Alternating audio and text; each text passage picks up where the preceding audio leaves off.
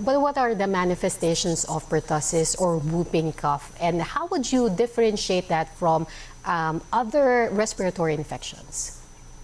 Yes, mostly the most common symptom is a cough, no? A cough that is usually does not subside ordinarily. So the interval between one cough, second, and most of the time, there's only a few minutes that the cough will disappear, but it's usually coughing and coughing all the time to the point that in some babies, no, because of the coughing episodes, they develop this respiratory failure.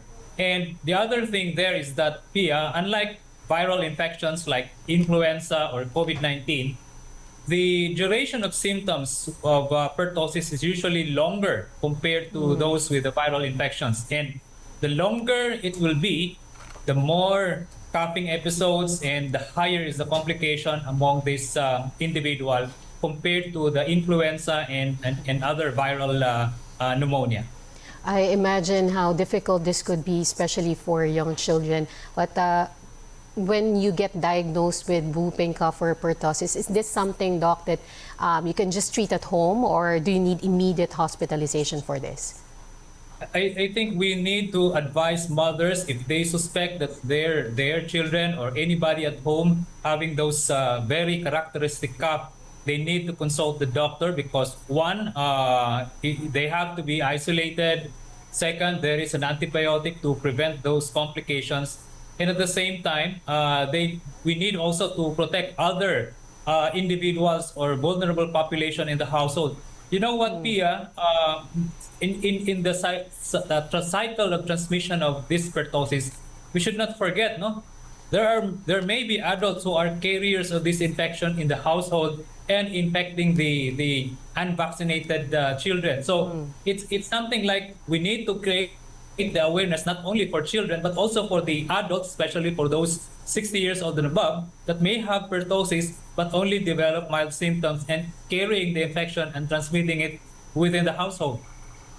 All right, Doc. I've watched your previous interviews, and you're urging, especially young children, those who have yet to be vaccinated, to wear face masks, especially when going out to the public. But my question is this: should vaccinated children and adults need to wear face masks?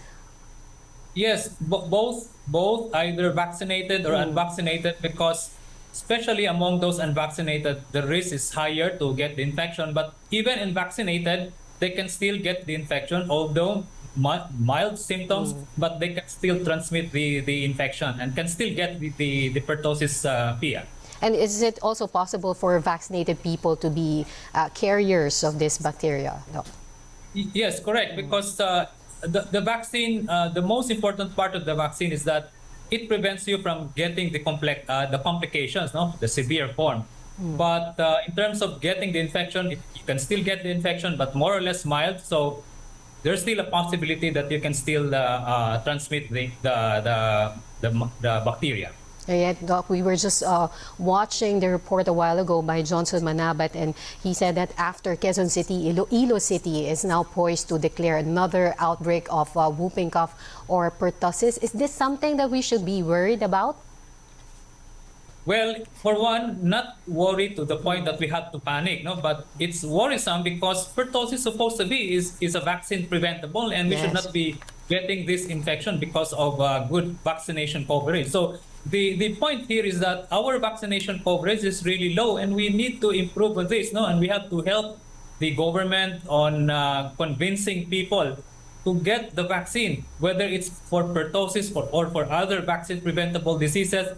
I think it's high time now that we need to emphasize the importance of vaccination for all vaccine preventable diseases. Kasi hindi lang pertussis ang magiging threat natin, no? We can have measles, we can have diphtheria, and other vaccine preventable infections. Remember last year we have a peak of influenza-like illness caused by influenza and COVID-19, and it's mainly driven also because of a low vaccination rate. And following on that, though, do you think that there's a need for the national government or the LGUs to undertake these interventions to make sure that the cases of pertussis will not increase further?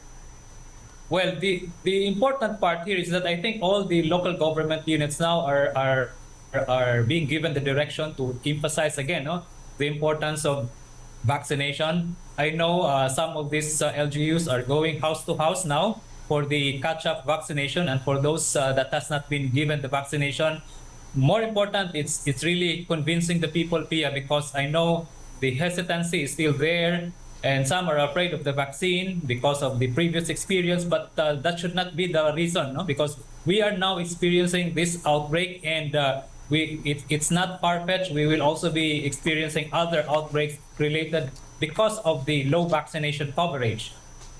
All right. And also, Doc, the outbreaks or the increase in cases are happening just as Filipinos are expected to observe the Holy Week. And we expect that there will be many public gatherings, not only in churches, but also in tourist destinations. And what advice do you give to the public given the high transmissibility of this disease? I would highly recommend and advise to wear the face mask if you are in the vulnerable population. For children, especially for the younger children, I advise the mothers to limit the mobility of these children. Stay at home until such time we will get a better view of this outbreak. And for those who have symptoms at home, please have yourselves checked, and especially for the children, so that we will know what infection you have, and proper management will be given also. All right, appreciate that very much. Thank you very much, Dr. Ron Jean Solante. Thank you, Pia.